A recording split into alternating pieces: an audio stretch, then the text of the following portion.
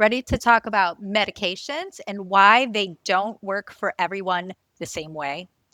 Confused about the physiology and where the psychology went? Hi, it's Brain Bites with me, Dr. B. I'm Jess Beachkofsky, your friendly online psychiatrist. Let's dig in. So here's my point for this video. Meds don't just work physiologically and that's it. There are a lot of other mysterious things at work that may help or hinder treatment. It's true for therapy, but it's also true for biology. I went to med school in 2004 and residency in 2008. And during those years, I was in a training area for a medical model that was focused on mental health as biology plus physiology. I was lucky enough to also be in a program that trained me in psychodynamic psychotherapy. But the big push was science. The physiology and the circuits and the neurotransmitters are the problem. Meds are the solution. But in all this time, we haven't made a lot of headway clinically with new or better medications or clearer understanding of the mechanisms behind mental health disorders. And we've disempowered patients who now feel they have less control over what's going on with their mind. They feel more defeated about being broken or impaired physiologically. And the only fix offered? Get some meds. But by taking the story out of the situation, we've done a great disservice to the field and, most importantly, to the patient. So what's the answer? Aha! Psychodynamic psychopharmacology, which is the careful, thoughtful prescribing based on the whole person presentation. I've been applying many of these facets of psychodynamic psychopharmacology in my work, but I'll admit I've been cutting it short when it comes to the deeper issues and unconscious aspects that come out in treatment. Some of the most important aspects of care come from exploring patient experiences, early goals, the personal meaning of medication. Think about it. What is it to have a mental illness or any doctor? I don't have to explain dynamics to you, but imagine how a patient may do if they hate the idea of needing a medication to be normal based on childhood challenges or chronic illness or negative experiences with a babysitter or teacher, and then being unsure how to trust a new psychiatrist.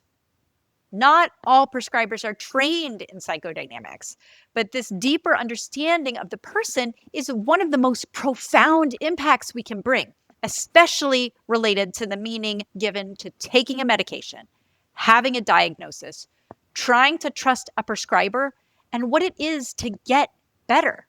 Plus, what is lost in the process of getting well. This is some of the most profound work in psychiatry, and it can really impact outcomes. So if you have a client who's seeing or even just considering seeing a prescriber, this may be another area where you as a therapist have a really big helping hand. Supporting the prescriber to make better treatment decisions for that patient and helping the patient discover the deeper meanings of medications, diagnoses, and needing a shrink at all. The medical model is great, but we know the biopsychosocial spiritual model gives an overall picture of the patient as an actual person, a unique individual who needs to feel understood and validated, as well as having a skilled provider helping them get out of their own way when blocked from good outcomes by their unconscious stuff. This is why the doctor-patient relationship matters so much. The best doctors help patients get better results with even a placebo than the worst doctors do with actual medication.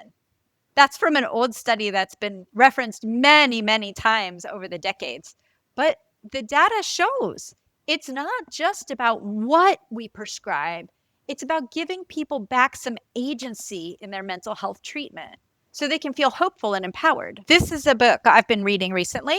It's by Dr. Mintz.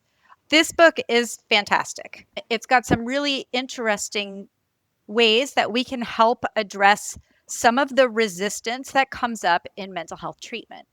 So some of the examples of things that might come up are things like a patient who may not realize that they are gaining some benefits from being in the sick role.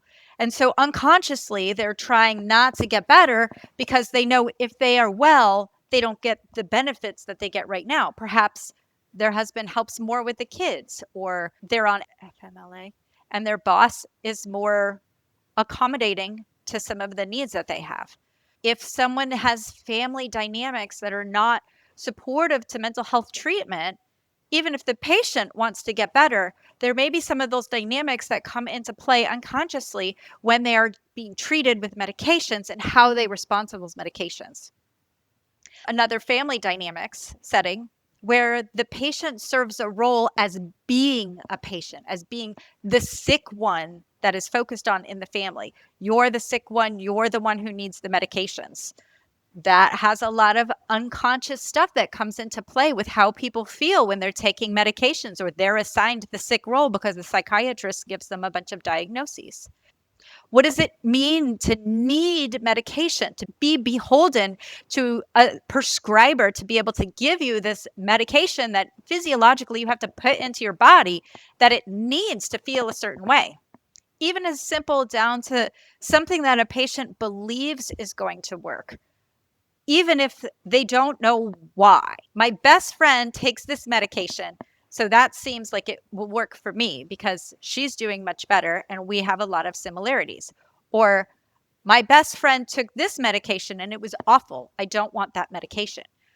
We know innately that if we go in one direction or another direction with that particular patient, we are probably going to see the outcome that the patient expects because they have that preconceived notion. The biology is not as straightforward as it's just going to do what we think it's going to do. The mind is so powerful. There are so many other things at play that we can't predict exactly what's going to happen. So this is just a little snippet of what I do when I'm prescribing, because not all prescribers have the time or the knowledge to be able to prescribe medications in a way that takes in all of the psychology that's also involved in how people respond physiologically to medications. I mean, many years ago, they did a bunch of sham surgeries on people where they didn't actually do the surgery. They put them under, they put little cuts in where they would have done the surgery, but they didn't actually do anything surgical besides put in some stitches. And those patients improved, sustained improvement for years and years. Like, there's a lot going on that we don't understand. So working with patients on treatment is so important. And this is a place where therapists can have a huge impact. But don't rely on the prescriber to do all of the work. If there is another way that you can impact the outcome that a patient has from medication, this is huge. And more people with better outcomes is just good. It's just good. I hope your brain is full of psychodynamic psychopharmacologic goodness. No couch required. Okay, I hope your brain is full of psychodynamic psychopharmacological goodness. No couch required. Be sure to grab more tasty tidbits at brainbiteswithdrb.com. Enjoy.